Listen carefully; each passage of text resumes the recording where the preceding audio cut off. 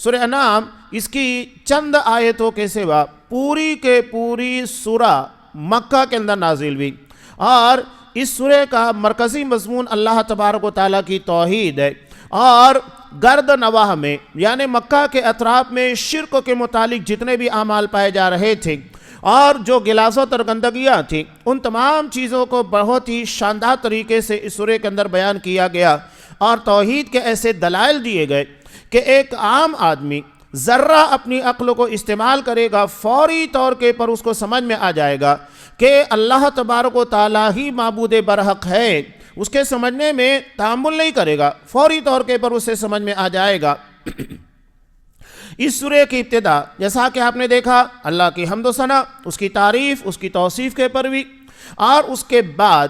انسان کی تخلیق کا تذکرہ کہ انسان کو کس طرح پیدا کیا، اللہ نے یہ چیزیں کیوں ذکر کی۔ سب سے پہلی بات اللہ کی وحدانیت، اس کی حمد و ثنا، اس کی توصیف کا تذکرہ کیوں کیا گیا؟ بتانے کا مقصد یہ ہے کہ اللہ ہی لائق تعریف ہے، عبادت کے لائق وہی ہے، لہذا تعریف حمد اسی کی جائے گی۔ اللہ کو چھوڑ کر کسی غیر اللہ کی حمد و ثنا تعریف نہیں بیان کی جائے گی۔ قرآن کا آغاز بھی اسی سے ہوتا ہے، الحمدللہ رب العالمین، ساری تعریفیں اللہ رب العالمین کے لیے۔ تو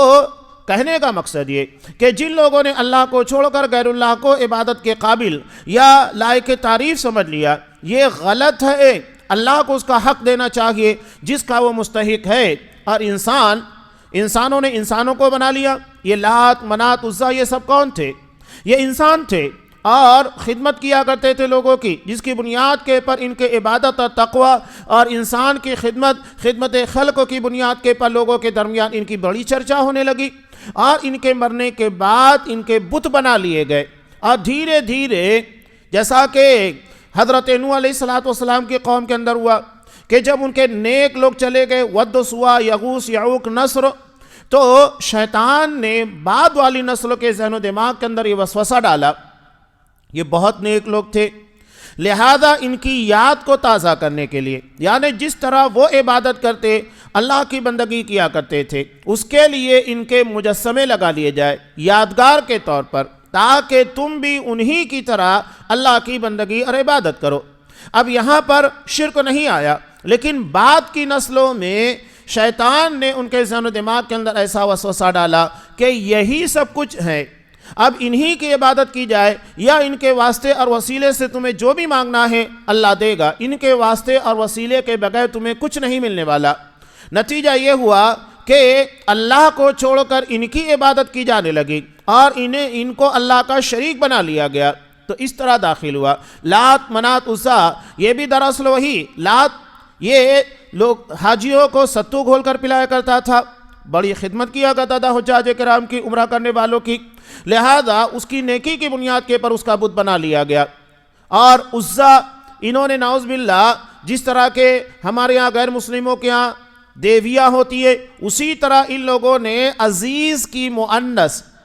ایک دیوتا ہوتا ہے جو مذکر ہوتا ہے، دیوی جو ہوتی ہے مؤنث ہوتی ہے، تو انہوں نے عزیز کا مؤنث کیا بنا لیا؟ عزا، یعنی نعوذ باللہ اللہ تبارک و تعالیٰ کو دیوتا بنا دیا، اور اس کے بالمقابل عزا کو دیوی بنا دیا۔ اب آپ دیکھیں گے تو غیروں کے یہاں پر جس طرح مشرکانہ عقائد بتوں کو لے کر وہ مشرکین مکہ کے اندر سے ہی لوگوں کے درمیان چلے آئے ہیں، تو یہ ان لوگوں کے نیک لوگ تھے، اور دھیرے دھیرے ان کی عبادت کی جانے لگی۔ تو کہنے کا مقصود یہ کہ انسان، یہ تمام انسان ہیں، چاہے ود، سوا، یغوث، یعوق وغیرہ ہو، اللہ کے انبیاء ہو، رسول ہو، تمام انسان ہیں،